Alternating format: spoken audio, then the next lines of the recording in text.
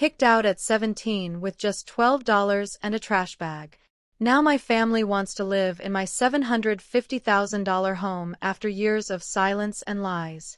I was 17 when my dad told me I wasn't built for success. It wasn't some heat-of-the-moment insult number. He said it calmly, like he was doing me a favor. Like the sooner I accepted my place in the family, the easier life would be for all of us. "You're the spare," he said, not even looking up from his newspaper. "Your brother's the heir. You're just extra." I think that moment carved something into me. Growing up, I always felt like the background character in someone else's story. My older brother, Nathan, was the golden child, the star athlete, honor roll student, family favorite. He had a bedroom that faced the lake, a brand new car the day he turned 16, and a dad who called him champ even when he messed up. Me. I was the one who got hand-me-downs, suspicious glances, and lectures for existing too loudly. At first, I thought I was the problem. I tried harder, got a job at 15, kept my grades solid, even started tutoring Nathan in math when he began slipping. But nothing changed. My mom called me lazy when I slept in on Sundays, even after closing late at the diner. My dad said I had no ambition when I mentioned wanting to go into culinary school instead of college. And Nathan. He just smirked whenever they tore into me like he was silently enjoying every dig. Things escalated the summer before my senior year. Nathan wrecked his car after a party, completely totaled it while driving drunk. I was the one who found him crying in the garage, bleeding from his forehead, begging me not to tell Mom and Dad. I didn't. I took the blame. I told them I'd borrowed the car without asking, that I'd panicked and ran. I thought maybe this would earn me some respect. Maybe they'd see I was capable of loyalty, of protecting the family. Instead, they kicked me out. My dad didn't even yell. He just pointed to the door and said, "Pack your things. You've embarrassed this family enough." That night, I slept in a bus shelter 2 blocks away. The next morning, I walked back to grab my school backpack from the porch, only to find a trash bag with my clothes inside and a note that read, "You're on your own now. Learn something from this." No one checked on me. Not once. My mom told people at church that I'd chosen the streets because I was rebellious. Nathan went on vacation to Florida 2 weeks later, posting beach selfies like nothing had happened. I kept myself alive, working double shifts at a convenience store, sleeping in the stockroom on cardboard when the manager wasn't looking. But you know what the worst part was? The silence. No birthdays, no Christmas cards, no "how are you?" It was like I never existed. For 3 years. It was only after I got my associate degree in business through community college, after I'd moved 3 towns away and built a tiny freelance marketing business from a library Wi-Fi connection, that I finally felt like maybe, just maybe, I was free of them until last month. I got a text from my mom. Just one line. "Is that your face on the billboard off Route 9? Yes, it was. The local Chamber of Commerce had put me up as a young entrepreneur spotlight after I helped several local shops triple their online sales during company. It wasn't a huge deal in the big picture, but to me it was everything. Proof that I wasn't a spare, that I was more than a shadow. 2 hours later, my dad called. I didn't answer. Then came the voicemails from Nathan, from relatives I hadn't spoken to in years. All of them. Suddenly warm, suddenly supportive, suddenly curious about how I was doing. I didn't reply. Not yet. Because I knew, I just knew. They hadn't changed. They were only reaching out because they saw I had something they wanted. And sure enough, the next day, my mom called again. This time, she left a message. "We're going through a rough patch. Nathan and his wife might lose their place. We were wondering if you still had that spare room you used to mention." I laughed out loud because that spare room, it didn't exist. I bought the whole house and I bought it in cash. I didn't respond to my mom's voicemail. Not that day. Not the next. Not even when my Aunt Janice messaged me on Facebook saying, it would really mean a lot to the family if you stepped up right now. Stepped up. I nearly choked on my coffee. Where were they when I was sleeping under a bus shelter, Aunt Jan? It's funny how people love to use the word family like it's a get-out-of-jail-free card. Like blood somehow erases everything they did or didn't do. I didn't block them. I didn't rage post. I just stayed silent. But silence apparently wasn't enough. The following week, I came home from a client meeting and saw a familiar car parked across the street from my house. A silver Honda Civic, the same one my parents used to drive. I stared at it for a good 5 minutes before I even turned into the driveway.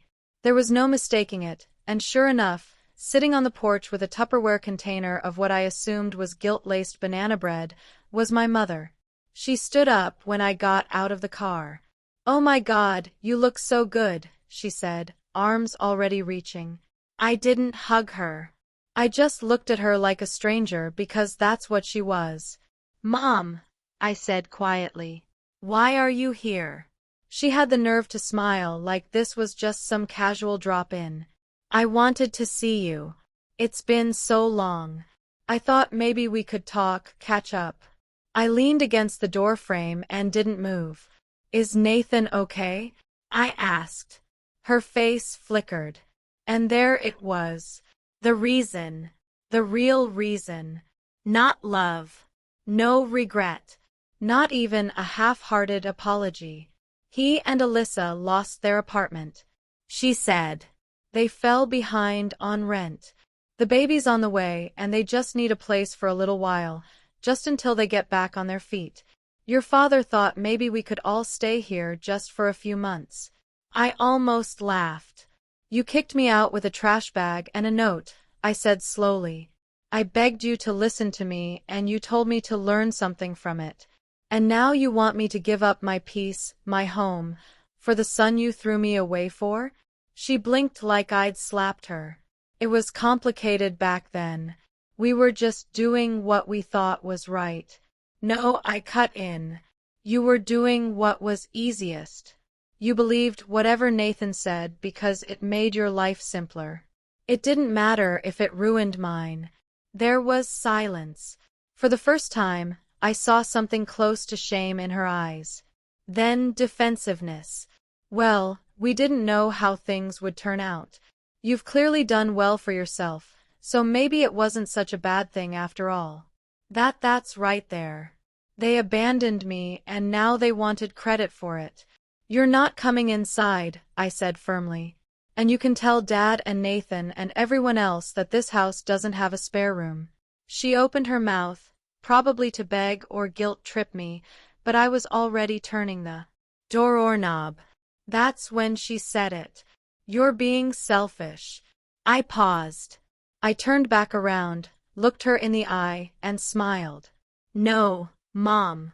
I'm just done being useful to people who only remember I exist when they need something." Then I closed the door. She didn't knock again. That night, I lay awake thinking about everything. The weight of what happened. The fact that they were bold enough to show up here, to ask for help, to act like we were still family after what they did. For a moment, I felt guilt creeping in. That old familiar ache of what if I'm the bad one now.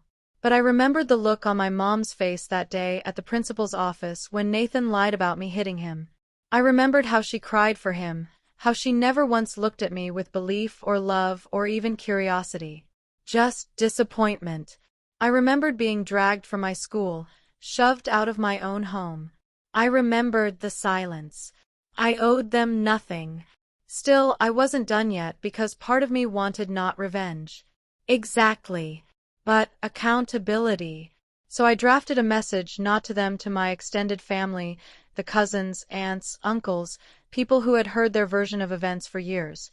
People who thought I was troubled, rebellious, angry. I told them everything. I told them about the car crash, the fake confession, the trash bag on the porch, the years of silence, the Tupperware visit. I even attached a screenshot of the text Nathan had sent me years ago, the one where he bragged about how easy it was to get rid of me. I hit send, and for once I didn't feel afraid. The message took about an hour to ripple through the family group chat. I had muted it years ago, but suddenly my phone wouldn't stop buzzing. Aunt Marie, is this real? I never knew this happened to you. Uncle Leo, your parents said you ran away, that you were doing drugs. Cousin Denise, I always wondered why you disappeared. I'm so sorry. That text from Nathan is disgusting. Message after message poured in. Sympathy, shock, guilt. A few were awkward and unsure. The kind of apologetic attempts that felt more about their discomfort than my pain. But I didn't mind. I hadn't written it for pity. I'd written it for the truth. Then came the last name I expected to show up in my inbox. Alyssa, Nathan's wife. I'm so sorry. I had no idea. He told me you were unstable and violent, that your grandmother took you in after you assaulted your mom. I feel sick. I stared at her message for a while, unsure of how to respond. She messaged again. I left him last night. My breath caught. Apparently, she had read the email out loud to Nathan.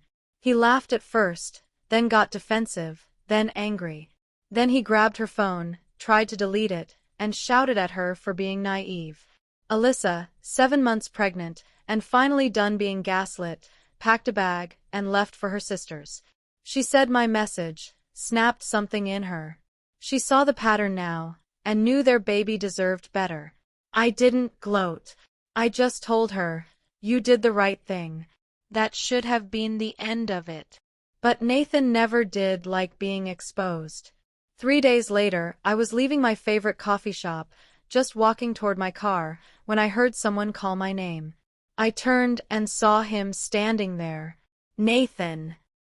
He looked like a shadow of who he used to be, unshaven, eyes sunken, wearing the same varsity jacket he'd had since high school, like he was still clinging to the last time anyone thought he was important.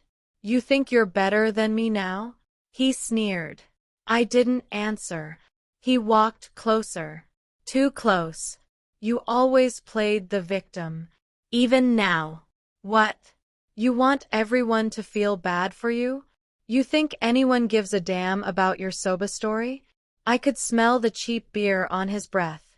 You lied. I said, calm, quiet. Yeah. He laughed bitter and sharp. So what? You survived, didn't you? You've got your big house and your little billboard, so quit crying. There was so much I wanted to say. I wanted to scream. I wanted to list every night I cried myself to sleep. Every birthday I spent alone. Every time I doubted my worth because of him. But I didn't because he wanted a scene. So I stepped around him, opened my car door, and said just one thing. You lied. I thrived. And now you have to live with that. I left him standing in the parking lot. That night, I had dinner with my grandmother. She was the only one who never needed proof. I told her everything about the email, the messages, even the run-in with Nathan.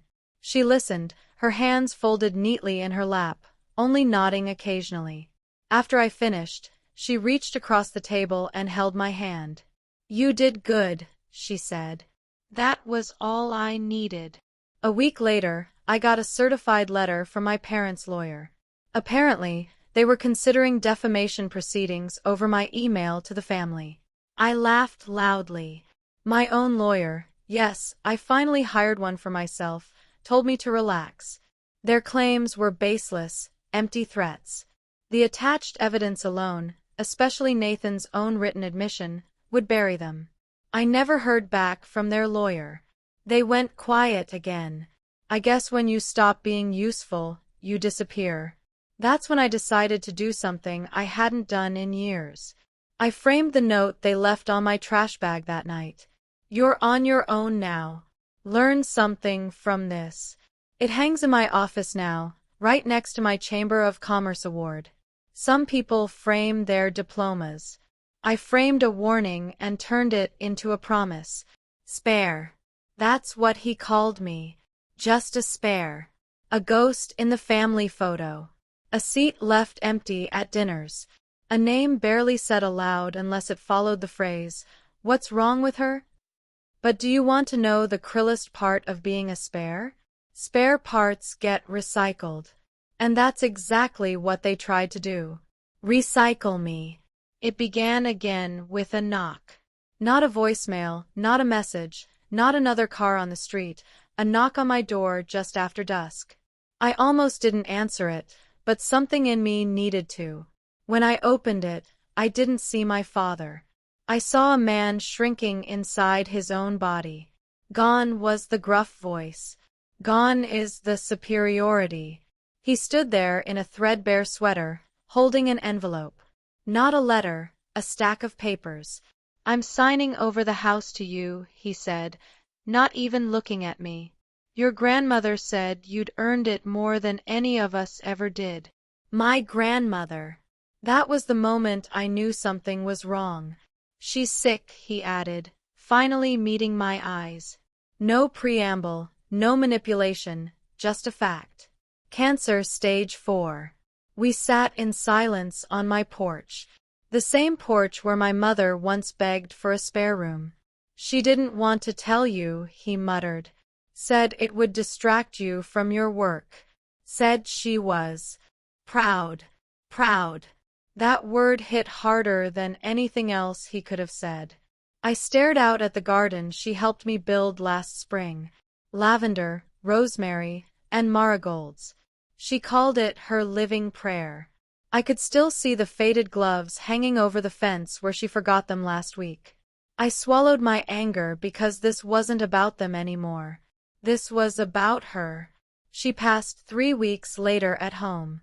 My home. The one they once said I didn't deserve. I held her hand as her breaths grew shallower. She wasn't afraid. She just said, "Promise me you'll plant something new every spring. That's how you start over." And then she left me, but not before giving me the final gift. A truth I never expected. I found it in a small wooden box under her bed, sealed with a letter. Her handwriting, slanted, neat, unmistakable. To the granddaughter they never saw. Inside was a stack of old journal entries, yellowing paper, notes dated from when I was 9, 11, 14, ages I had long tried to forget. She had written everything.